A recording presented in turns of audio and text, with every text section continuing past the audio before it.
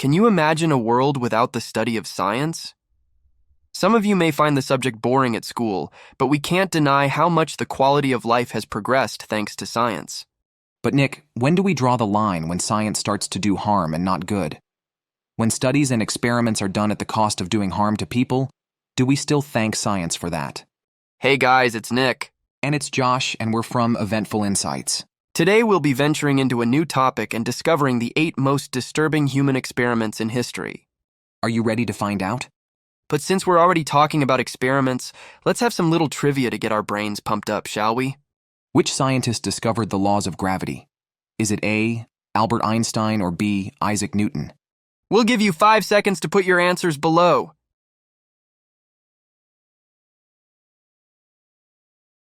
Time's up. Let's see if you got this right. The correct answer is B, Isaac Newton. He discovered the laws of gravity along with many principles of laws of motion. Now that we are in the mood for experiments, let's begin. First on our list, the triplets experiment. You might have heard of this one in a particular film called 3 Identical Strangers from 2018. In this experiment, clinical psychologists headed by Peter Neubauer conducted a secret study wherein they intentionally separated twins and triplets, placing them with different adoptive families as single individuals. This undisclosed experiment, reportedly supported in part by the National Institute of Mental Health, was exposed when 3 identical triplet brothers accidentally discovered each other in 1980, completely unaware of their siblings' existence. The 3 identical triplets were named Edward Galland, David Kellman, and Robert Shafran. In the documentary 3 Identical Strangers, it came to light that Robert Shafran was placed with an upper-middle-class family at a very young age. This detail was a significant aspect of the study conducted by psychiatrists Peter B. Neubauer and Viola W. Bernard, who were supervised by the Jewish Board of Guardians. Neubauer and Bernard intentionally assigned the triplets to families with varying economic statuses, making it a key parameter of their research. Now, Josh, you may be wondering, how did the experiment affect the triplets? Here's how. David harbored resentment towards the experiment, expressing, "We lost 20 years together," as quoted in the Orlando Sentinel. Tragically, his brother, Edward Galland, took his own life in 1995 at his residence in Maplewood, New Jersey, as reported by the LA Times. It is widely believed that the distressing experience of their involuntary separation and the following revelation had a profoundly destabilizing impact on Edward's mental well-being. On the other hand, the doctors who led the study, Peter Neubauer and Viola Bernard, didn't seem to be sorry about it, based on news reports.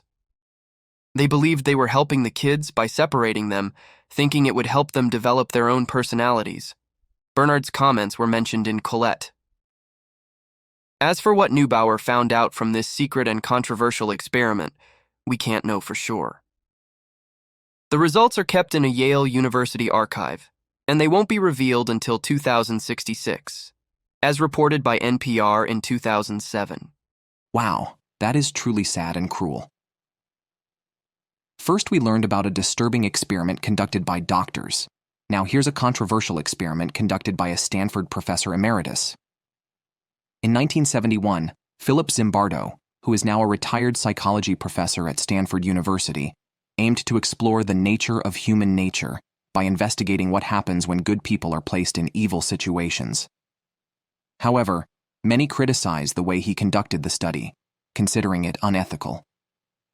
Zimbardo created a simulated prison, hiring college students to act as guards and prisoners. The situation quickly spiraled out of control, leading to abusive behavior from the guards and extreme distress among the prisoners. The experiment, originally planned for 2 weeks, was halted after just 6 days due to the rapid deterioration of conditions. Zimbardo himself admitted that the guards became sadistic, and the prisoners showed signs of severe stress. According to a report on Medium in June 2018, it was revealed that Zimbardo played a role in encouraging the guards' abusive behavior, and some of the prisoners pretended to have emotional breakdowns. I can't imagine going to school one day and then suddenly being pulled to become a prisoner in an experiment, Josh. Me too, Nick.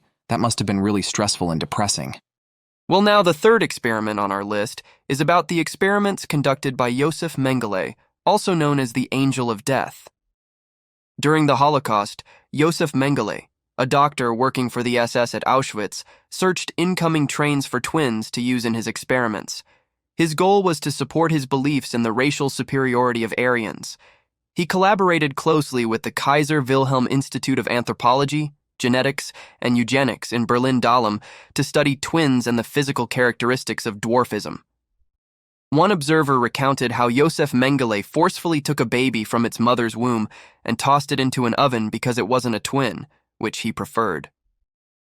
Mengele had a strong fascination with twins and was keen on studying the distinctions between identical and fraternal twins, along with understanding how genetic diseases emerged and influenced them. His experiments also aimed to differentiate between traits influenced by genetics and those influenced by a child's environment. Mengele conducted surgeries on children to identify genetic vulnerabilities in Jewish or Gypsy populations, intending to provide supposed scientific backing for the Nazi Party's beliefs. Now, before we head on to the next 5 experiments on our list, let's have a little question and answer to see if you remember the first 3 experiments. What are the names of the triplets from the triplets experiment? Is it A, Rupert, David, and Edric? Or is it B, Robert, David, and Edward? You have 5 seconds to put your answer in the comments below.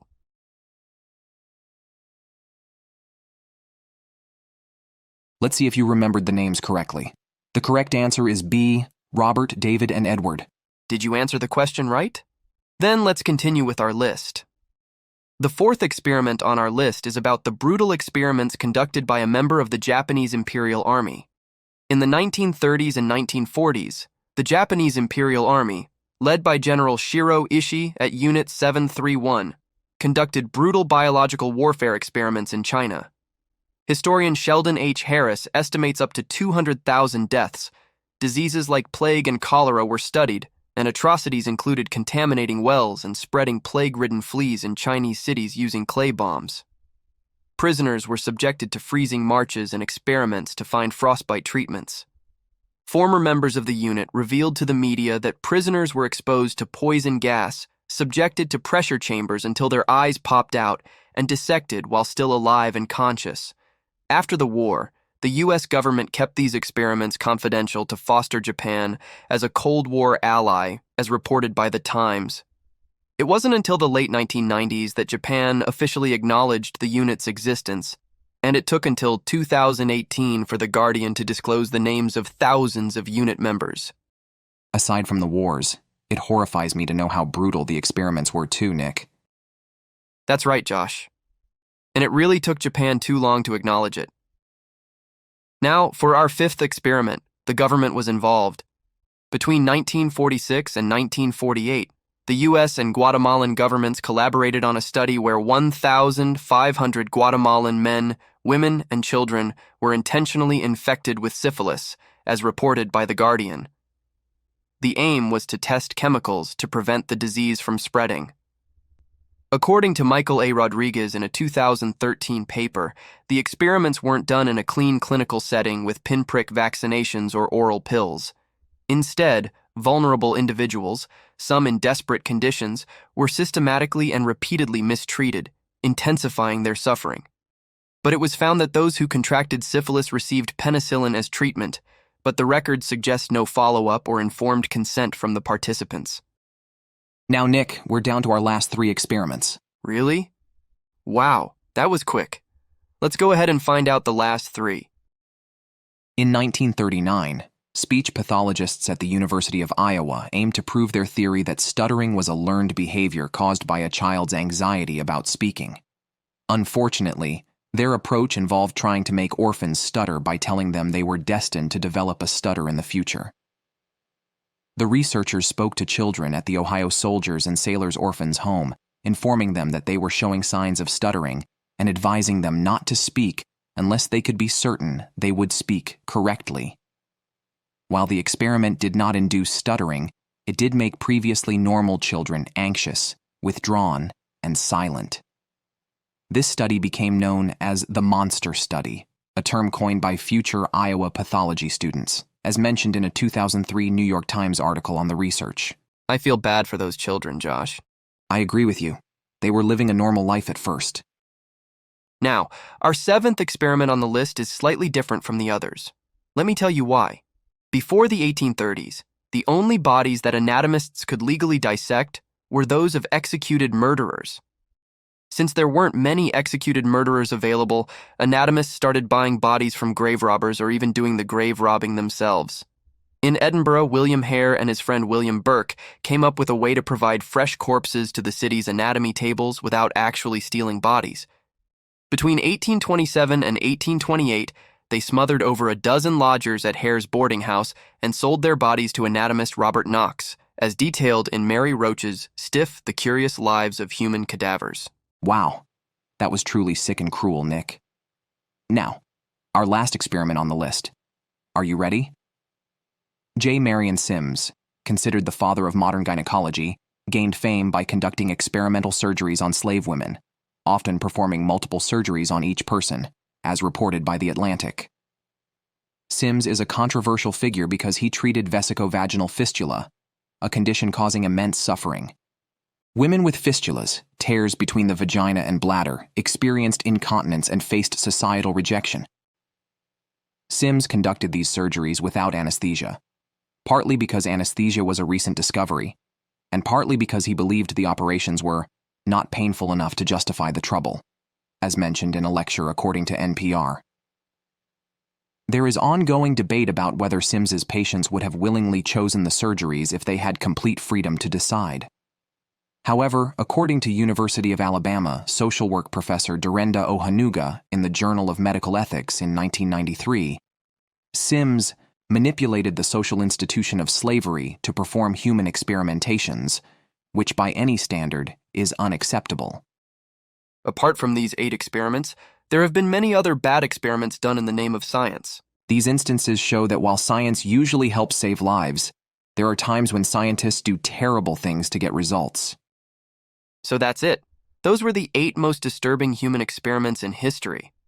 What are your thoughts about the experiments? Do you think that these were just lapses of judgment, or were they purely evil? Tell us your thoughts in the comments below. If you liked watching this video, please give us a thumbs up, subscribe to our channel, and ring the notification bell to get notified on our next video. Thanks for watching.